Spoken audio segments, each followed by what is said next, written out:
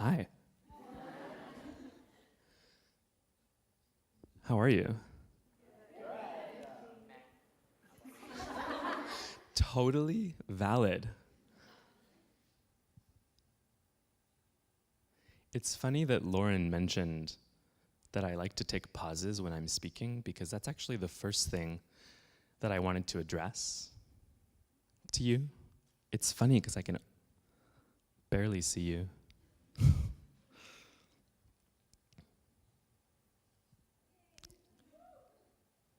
Wow. Sometimes the world gives you exactly what you need if you just ask for it. I was pretty indirect in how I asked for it, but it still counts.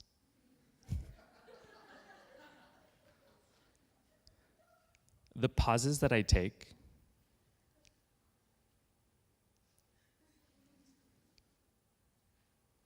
are not because I'm unprepared or because I don't know what I'm saying. The pauses that I take are also not for dramatic effect, as much as they might seem that way or they might offer that.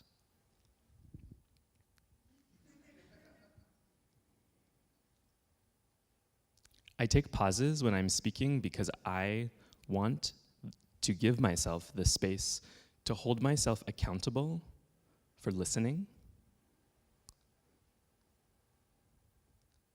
to you,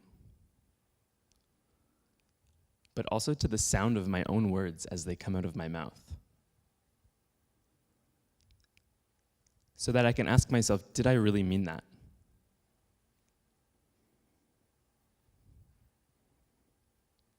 And so that's an intentional approach. I don't fix myself to a sequence of words in a speech like this, because I want to give myself the room to acknowledge how my truth is constantly changing. And even something that I brainstormed 10 minutes ago that I figured out, I really want to tell these guys this, it might not actually make sense now.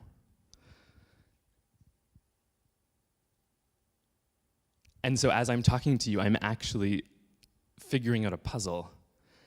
I'm thinking to myself, where did I just come from? What was the response in the room? How do I feel? And how do I get where I want to go next from here? And the thing is that is a dynamic, alive kind of process that cannot be pre-choreographed. Just to prove to you that I was prepared for this, I want to show you these notes.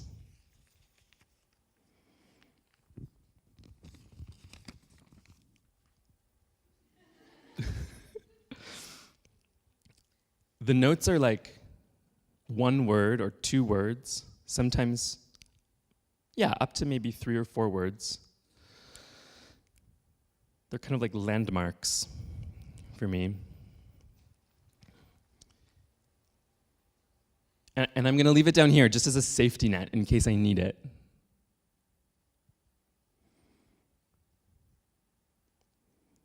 I want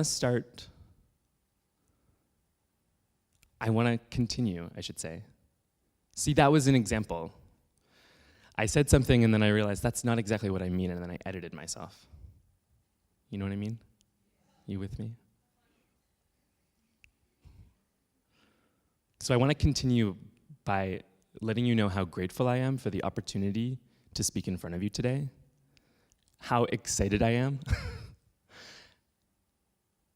by this opportunity for a dialogue, and I do see it as a dialogue, and that's why I really wanted to see your faces.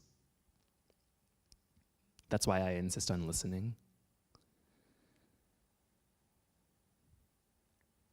I'm hoping that today is an opportunity for me to share with you some tiny nugget of information that in a dream world might be helpful to you in some way. When Carmelina first invited me to do this keynote, I was overwhelmed by the number of stories I could tell, by the number of potentially inspiring little anecdotes I might be able to conjure up from my past.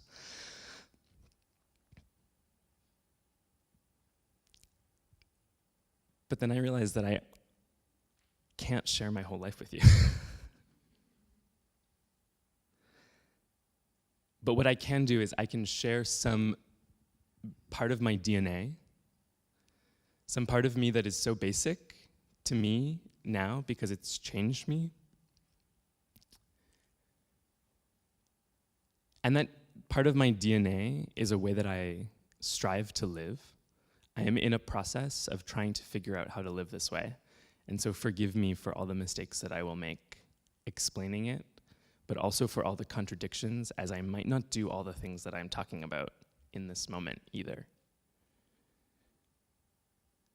It's 6 words and 3 phrases. So it's super simple. This part of my DNA. It's an improvisational theater mantra. So it comes from the world of theater and acting, and I stole it.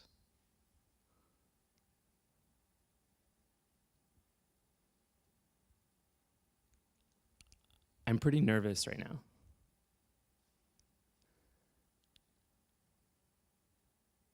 I've never given a keynote speech before. I've done a lot of speaking in front of students, but never called it a keynote. And I think that that puts certain kinds of expectations on it. I feel a beautiful kind of love and support from all of you right now, but I also feel your expectation to maybe entertain you or provoke you with some question. I feel a bit of expectation from the teachers in the room to stimulate something that wouldn't otherwise be stimulated.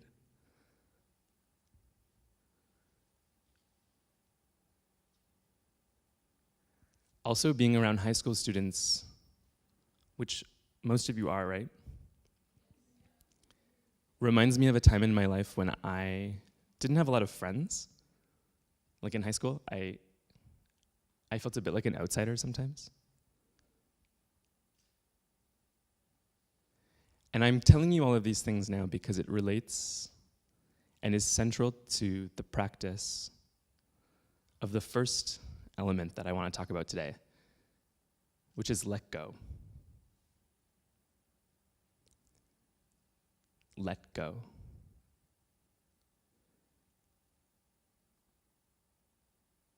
Of your insecurities, of your distractions, of the tension that came up because you and your best friend had a fight, of your obsession with social media. Let go. And how do you do that?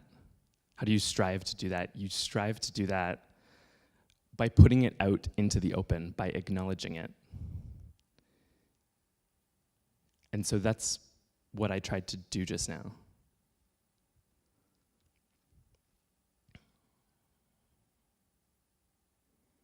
You can actually use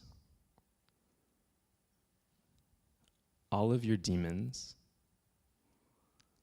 everything that's shadowy about your experience, all of those icky things that you'd rather not deal with, you can use them.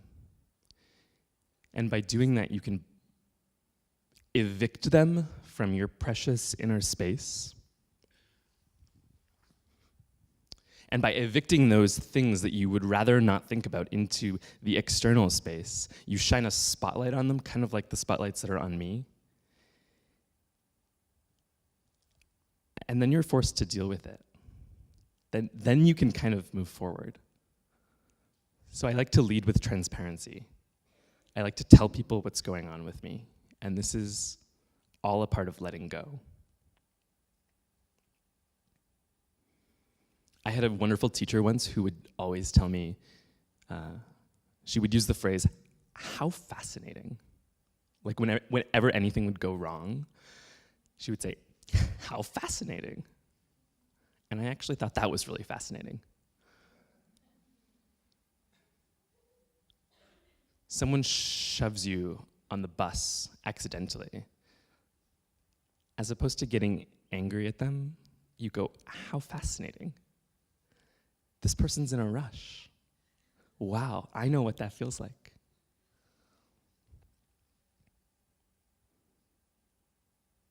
You get a C on a test that you thought you did really well on. How fascinating. Something went wrong. Wow. Cool.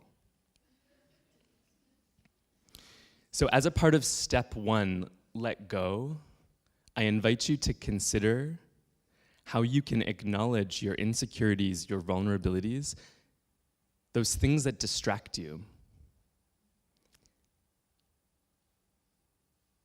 And by doing that acknowledging, you actually shift the power dynamic between you and those things.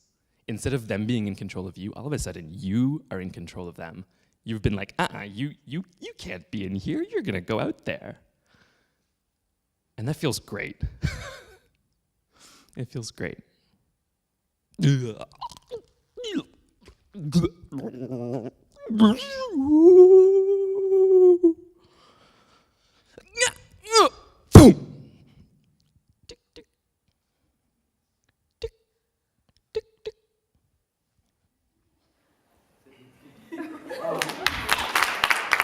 Number 2 is play big. And playing big is about making a decision that no one is going to expect, which I tried to just do. Because you have some kind of an impulse or an idea that you think will bring you joy. Playing big is about doing all of the things that you want to do, even if you don't think they will be a success, even if you don't think they will be impressive. The pursuit of joy, and a kind of full-out commitment to that pursuit. And by joy, I'm not talking about taking yourself out to Starbucks. There is undoubtedly some joy in that. But I'm talking about the bigger, soul-nurturing kind of joy. I think you know what I mean. So playing big is about saying yes to those things that you want. There's a great quote by someone named Marianne Williamson that goes like this. You've probably heard it before. Our greatest fear is not that we are inadequate. Our greatest fear is that we are powerful beyond measure.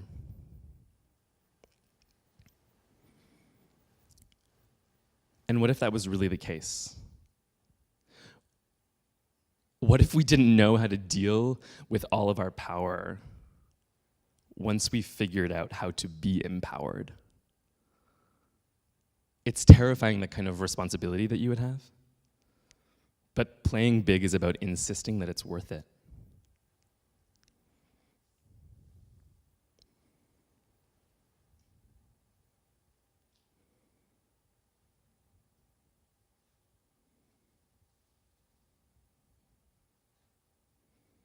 So what's number 1? Let go.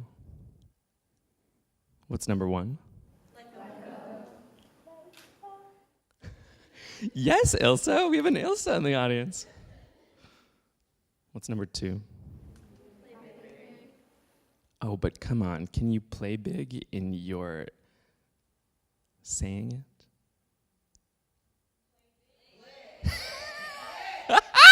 it? Number 2 is play big. Good. To get to number 3, I want to tell you about an experience that I've had. I don't know what this was. It's like I was gonna go for 3, but then it turned into something else. I feel a bit like this right now, like searching through the abyss of my own thoughts. I just noticed the correlation, and I wanted to share that with you. I was on a train. I was on a train, and this was a couple summers ago. And I was feeling really good about myself. I was in Europe. This was one of my first times traveling alone, which, as some of you have probably experienced, is like a moment of really stepping into who you are. I was on this train, but we were going from Germany to Sweden, and for those geography nerds in the house, you'll know that there's a bunch of water in between there. Then the coolest thing happened. I didn't realize this was possible. The train drove onto a boat. Like, the tracks continued onto a boat, and then the boat took us across. I mean, of course, right? That would be the logical thing, unless there's a bridge. And so, just kind of awestruck by this experience, because I had no idea how this was going to work. I'm like on a train, and then I'm on a boat, and I come up to the top level, and there's wind, and I'm quite cold. Sorry? Was that a question? Yeah, the train drove onto the boat. I mean, that's like what makes this story cool, right? Like, whoever thought that was a possibility? Anyways, so here I am on this boat now, and it's sunset, and the sky is pink, and because the sky is pink and it's sunset, the water is black. And in this moment, I could see both the sun and the moon at the same time. So you can imagine black water to the horizon, pink sky, sun, moon. And all of a sudden I had this very strange sensation, realization,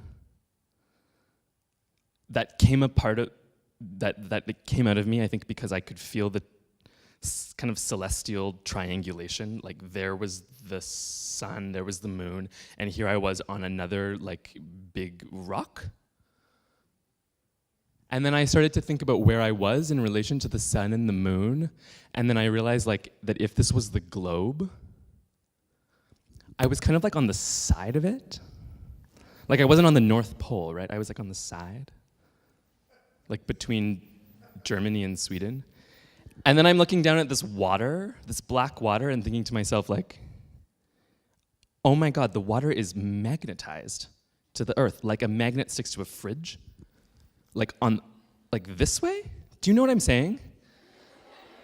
And how weird that is? And all of this came to me because I could see the sun and the moon at the same time, and I was like, I am not standing up, I'm actually standing out. Like, that my up is actually like away from the earth's core. I don't know if you guys like can imagine this and are as mind blown as me, but I was totally mind blown for a moment.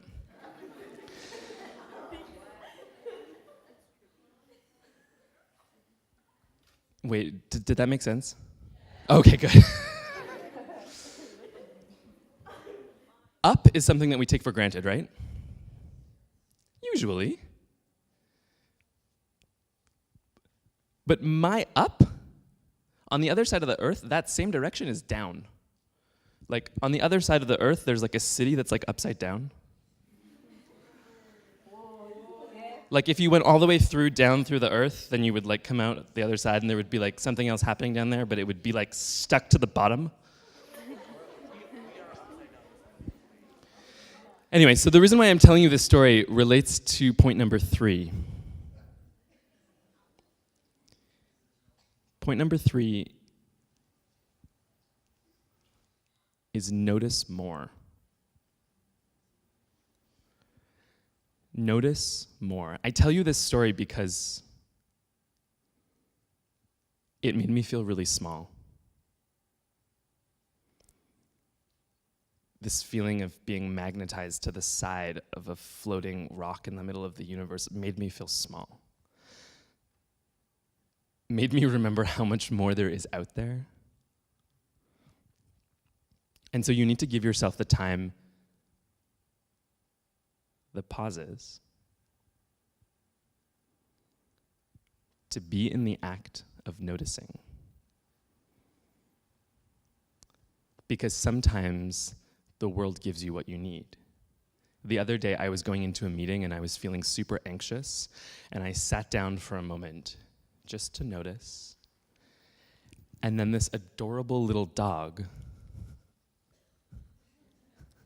came up and sat down and started nibbling me. Nibbling me.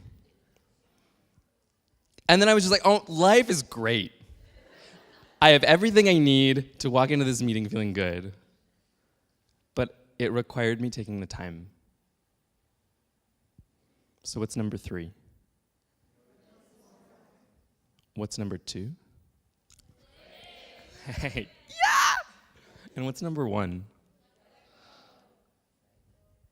Let go, play big, notice more. All of the artists that you're going to see on stage tonight are doing these 3 things in their own way. And as you watch the performance, I invite you to contemplate that. And as you leave the performance and as you continue the rest of your lives, I invite you to enter into the process of building a relationship with these 3 things. Let go, play big, notice more. And I say that it's a process because once you start doing it, you'll realize that it's not going to stop, that it's going to continue for the rest of your life. I want to end with a quote by someone named Atticus. And I'm ending with this quote because the hardest part about being in this process of letting go, playing big, and noticing more is that you never know when you're doing it right.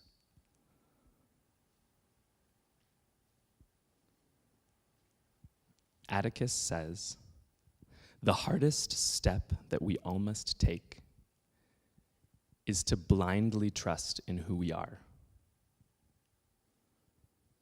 The hardest step we all must take is to blindly trust in who we are.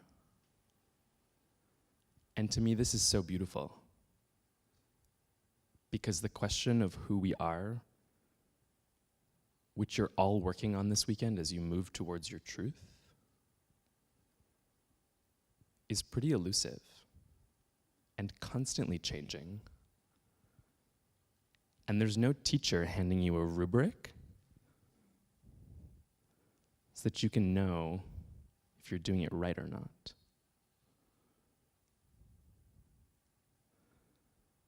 What's number 1? Let go. Number 2? I love the volume increase. And number 3? Beautiful. I want to thank you so much for your time and for your attention.